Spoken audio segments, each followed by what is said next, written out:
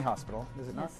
What's your take? What's your interest in this case? I think this is, child abuse, and I think, right from the beginning, when we look at this and see from a very early age that this child was objectified, behind the pageantry, and it's very, very sad to think this can be the end result of child abuse. Doesn't matter whether you come from a wealthy family or a poor family, when a child is objectified, and what I mean by that, when they're glamorized and put out in public, the end result can be a dreadful result. And, it's very sad here. This little girl was in pageantry and put out there on display, and a lot of times when this occurs, usually the parents of some sort are trying to live through their child, and a dream that maybe was never accomplished by that person, by the mother or previous mother, and it's a multi-generational thing. Pam Griffin, there is that the Ramseys have been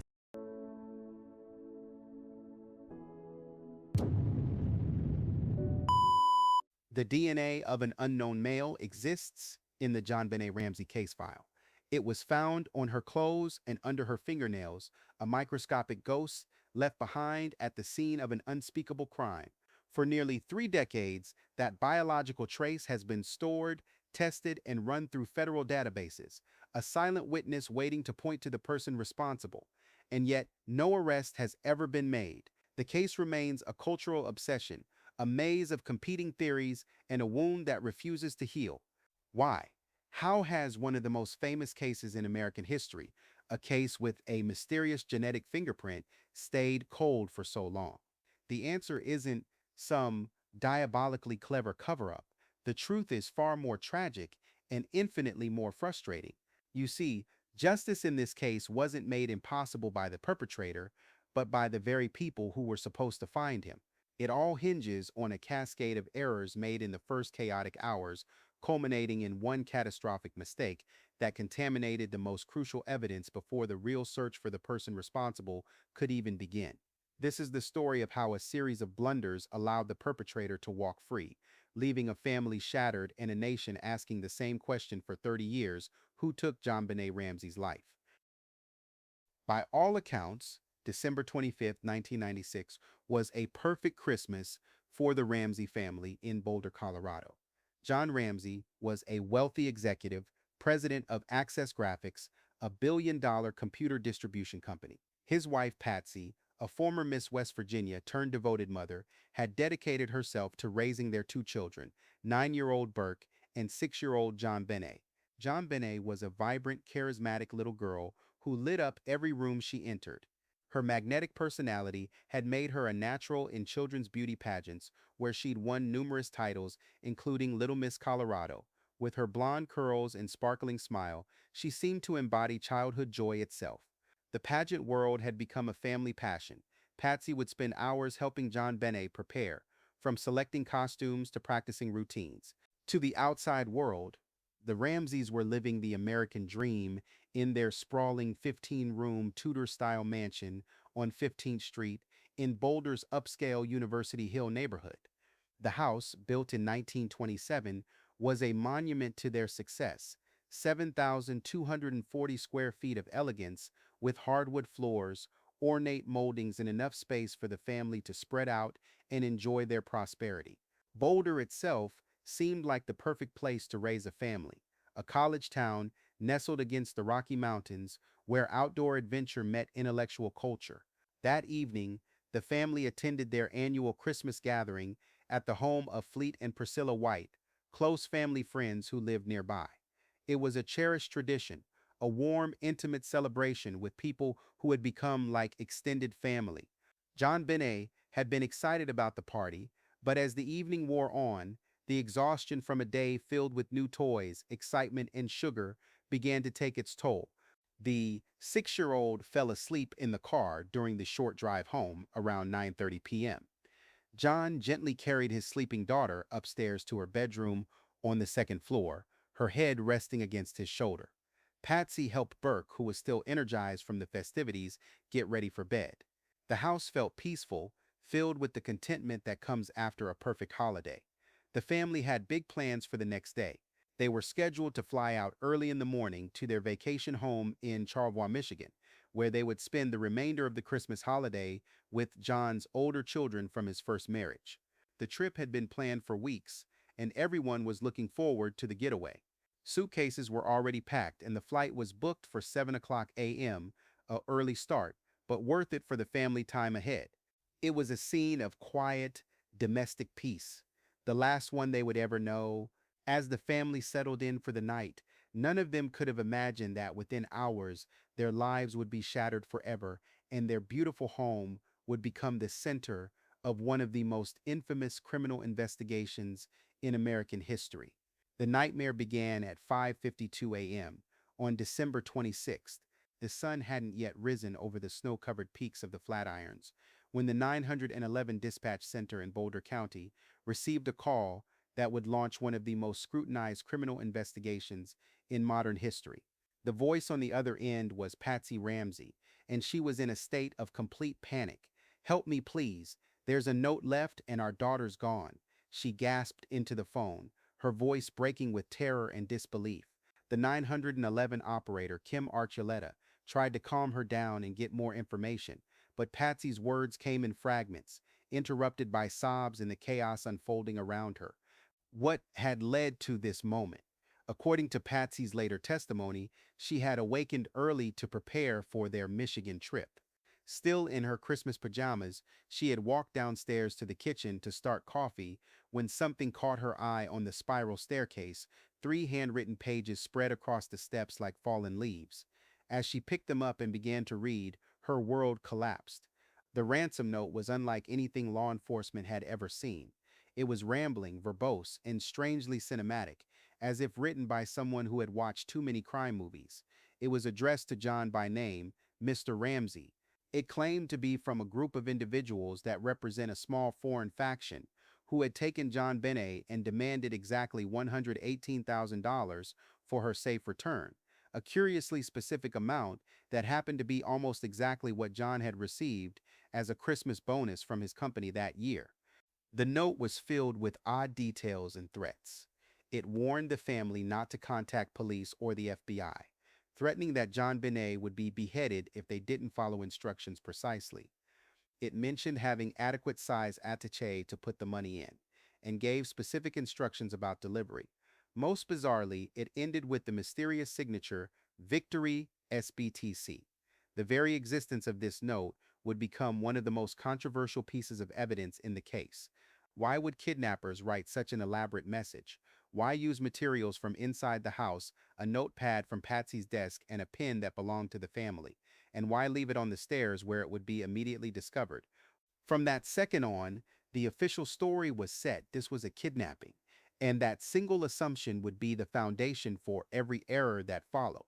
But the decision to treat it as a kidnapping case wasn't just based on the note. It seemed logical given the circumstances.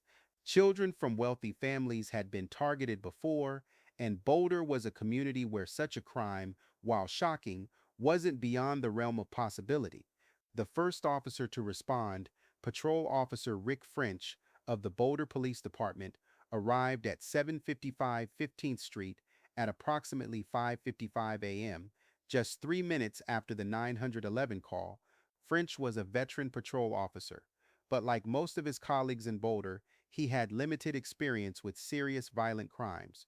Boulder was a relatively safe college town where the most common calls involved college parties, minor thefts, and domestic disputes. Officer French entered a house in chaos. John Ramsey met him at the door, still in his underwear and a bathrobe, his face etched with worry and confusion. Patsy was in the kitchen, alternating between pacing frantically and breaking down in tears. Burke, remarkably, was still asleep upstairs, unaware that his family's world had just imploded. French was shown the ransom note, which immediately reinforced the kidnapping theory. Following standard protocol for such cases, he conducted a quick preliminary search of the house, focusing on possible points of entry and exit. He checked doors and windows, looking for signs of forced entry. He walked through the main floor, the second floor where the bedrooms were located, and made a cursory check of the basement. But here's where the first critical error occurred. When French reached the basement, he tried the door to the wine cellar, but found it latched shut. Rather than forcing it open, a decision that would haunt the investigation forever, he assumed it had been secured and that no one could be inside. The wine cellar was a small, windowless room in the northeast corner of the basement, and French later said he didn't hear anything from within when he listened at the door. Believing he was dealing with a kidnapping where the victim had been taken from the house, not hidden within it, he moved on. This decision would prove to be catastrophic. Unknown to Officer French, JonBenet's body lay just feet away, behind that latched door. Police sealed off JonBenet's bedroom with crime scene tape, thinking it was the most likely spot to find evidence of an intruder. But the rest of the 800 square foot house, the sprawling multi-level crime scene, remained open. This was the first in a series of disastrous breaches in protocol. What happened over the next 7 hours at 755 15th Street has become a textbook example of how to destroy a criminal investigation. The Boulder Police Department, despite being a professional force, was simply not equipped to handle a crime of this magnitude and complexity. December 26th fell on a Thursday, the day after Christmas, and the department was operating with a skeleton crew. Many of the most experienced detectives were off duty, enjoying the holiday with their families. More significantly, Boulder was a community that rarely dealt with serious violent crime. The city of about 100,000 people was known more for its outdoor recreation, environmental consciousness, and the University of Colorado campus than for criminal activity. The police department's experience was primarily with property crimes, university-related incidents, and the occasional domestic disturbance. The last time Boulder had dealt with a case of this severity was years earlier, and many of the current officers had never worked a scene of this importance. This lack of experience created a dangerous vacuum of leadership and protocol. Without clear direction or proper crime scene management, chaos began to seep into what should have been a tightly controlled investigation. The house at 755 15th Street was about to become one of the most compromised crime scenes in modern law enforcement history. Instead of immediately securing the entire home and treating everyone present as potential witnesses who needed to be separated and formally interviewed, the responding officers made a series of decisions that would haunt the case forever. Within hours, the Ramsey home had been transformed from a crime scene into something resembling a wake or support gathering. The problems began almost immediately. Rather than cordoning off the house and limiting access to essential personnel only, police allowed, and in some cases actively facilitated, the arrival of friends, family members, clergy, and victim advocates. Reverend Hoverstock, the family's pastor, arrived early in the morning to provide spiritual support. Dr. Francesco Bolf, JonBenet's pediatrician and a family friend, came to offer comfort. Fleet and Priscilla White, the friends who had hosted the Christmas party the night before, rushed over when they heard the news. John Fernie, another close family friend and business associate, arrived with his wife Barbara. The Fernies had been among the first people the Ramseys called after discovering the ransom note, even before calling 911, a decision that would later be scrutinized by investigators. Victim advocates from the Boulder County District Attorney's Office also responded to provide support services to the family. All of these well-meaning people walked freely through what was, unbeknownst to them, an active crime scene. They congregated in the kitchen, making coffee and trying to provide comfort to the distraught family. They used the telephone to make calls, potentially interfering with the expected ransom call. Some sat in the living room, others moved through the hallways, and still others went upstairs to comfort Burke when he finally woke up and learned his sister was missing. Each person who entered brought with them foreign hair, fibers, skin cells, and other trace evidence. Every surface they touched, every chair they sat in, and every step they took further compromised what should have been a sterile forensic environment. In one particularly damaging incident, family friend Barbara Fernie, trying to be helpful during this crisis, took it upon herself to grab a cloth and spray cleaner and began wiping down the kitchen counters where people had been making coffee and breakfast. She had no way of knowing that she might be obliterating fingerprints, DNA evidence, or other crucial trace evidence left by a perpetrator. The contamination wasn't limited to trace evidence. The emotional support that these friends and clergy members provided, while undoubtedly meaningful to the Ramsey family during their darkest hour, also meant that crucial early conversations between family members were not private. Police lost the opportunity to observe the family's natural, unguarded reactions and interactions in the immediate aftermath of discovering JonBenet was missing. As Dr. Henry C.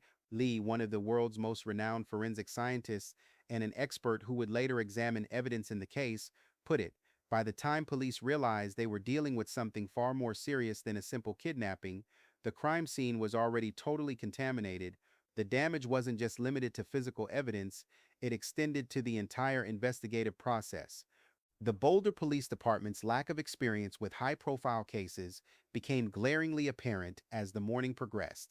There was no clear chain of command established, no systematic approach to evidence collection, and no proper protocol for managing the growing crowd of people in the house.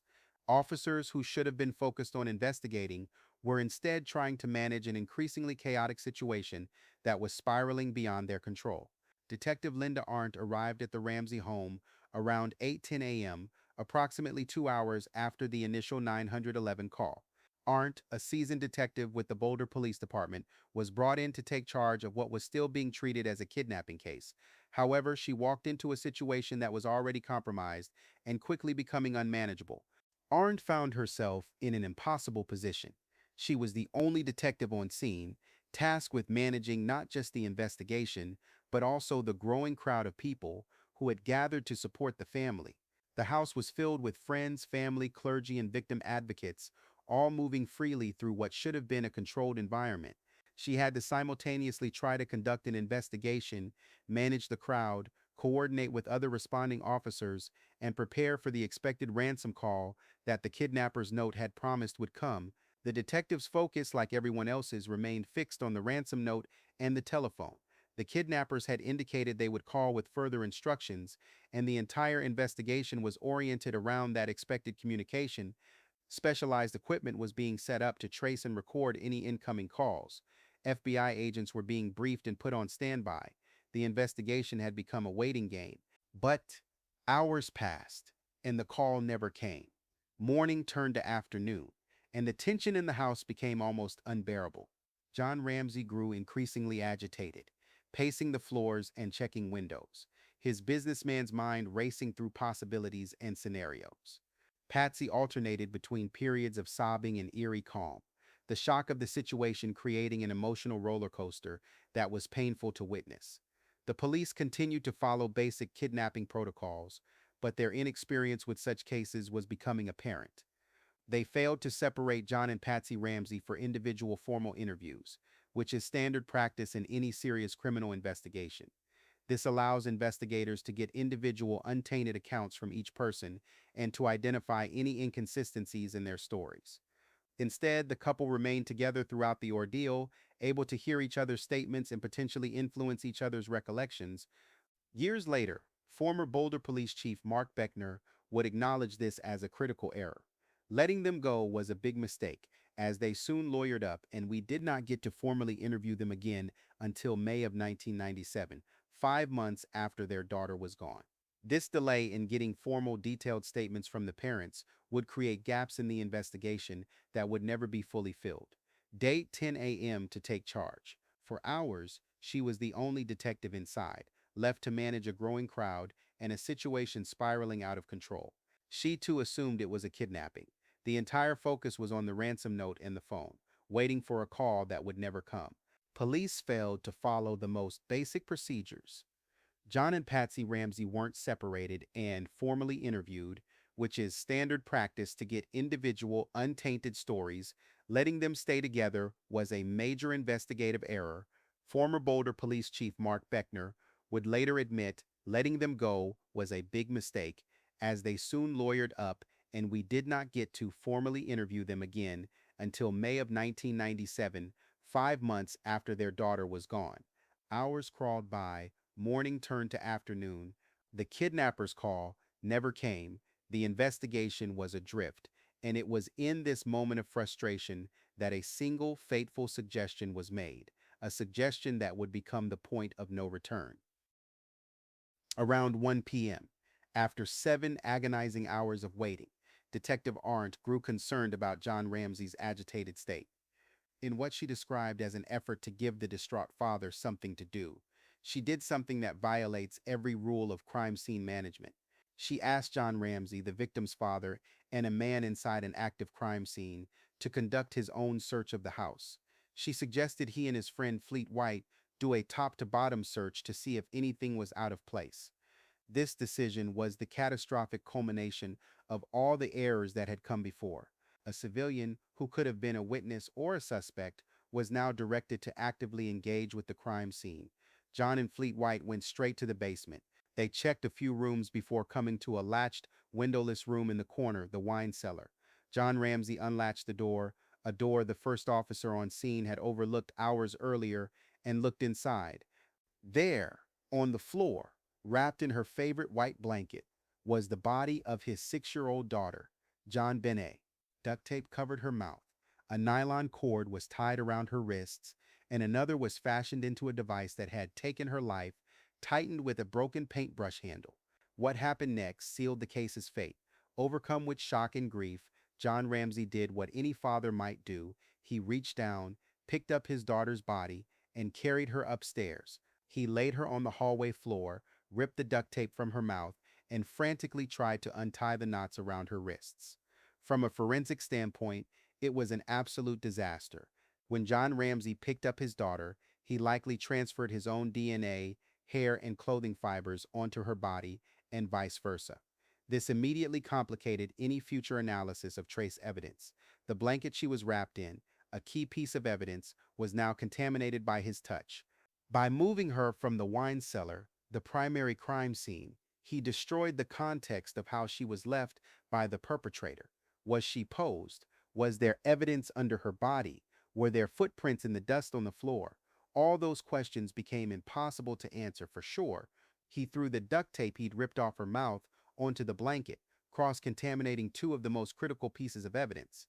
Realizing the gravity of what just happened, Detective Arndt then picked up JonBenet's body and moved it again, placing it by the Christmas tree to get her out of the foot traffic. The scene was no longer just contaminated, it was hopelessly compromised. A pathologist wouldn't even examine the body for another 18 hours. The single mistake of letting a grieving father search the house, compounding all the earlier failures, created a fog of doubt that has never lifted. The consequences of John Ramsey finding and moving his daughter's body were immediate and permanent. That one act, born of a father's horror, but enabled by poor police work, created an alternate narrative that investigators couldn't ignore.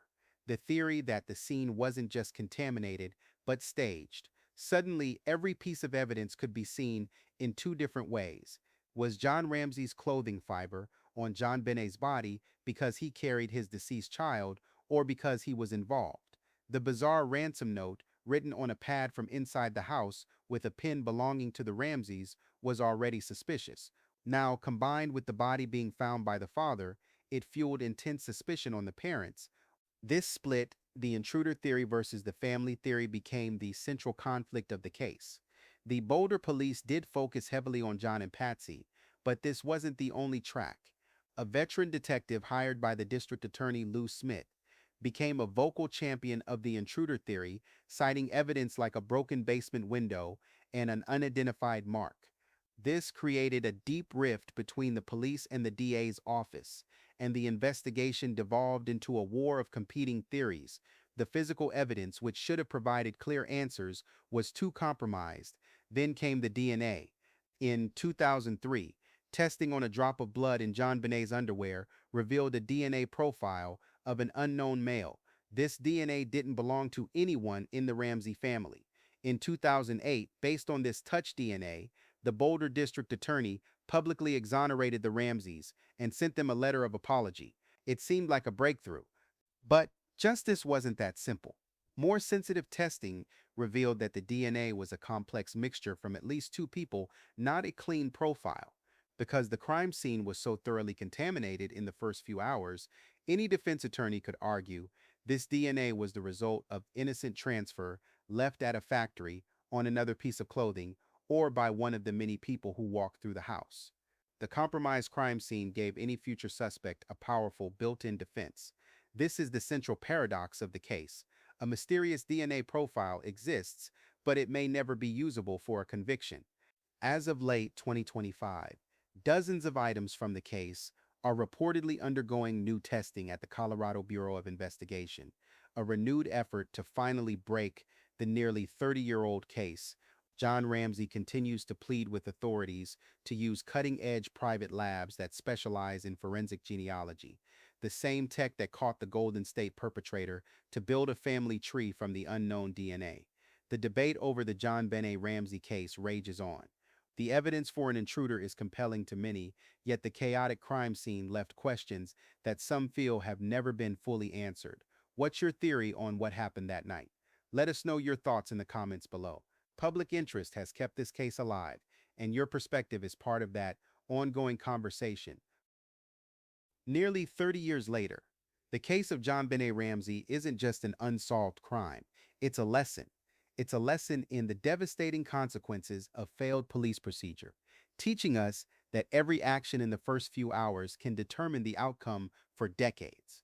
A little girl lost her life in her home on Christmas night. The perpetrator left behind what should have been a direct link, a trace of their DNA. But that evidence was clouded, not by a criminal mastermind, but by a perfect storm of inexperience, chaos, and one catastrophic, well-intentioned mistake. The failure to secure the crime scene led to contamination. The initial incorrect kidnapping theory led to wasted time. And the decision to let a grieving father search his own home led to the destruction of the one scene that held all the answers. This final blunder created a ripple effect of doubt that has made a conviction nearly impossible, even with a genetic profile in hand. John Ramsey continues to fight, now advocating for a Crime Victims' Families' Rights Act in Colorado. This would empower families to request independent reviews of cold cases, a fight born from a father's love and the frustration of knowing the key to solving his daughter's case might be there all along, lost in the fog of that first day.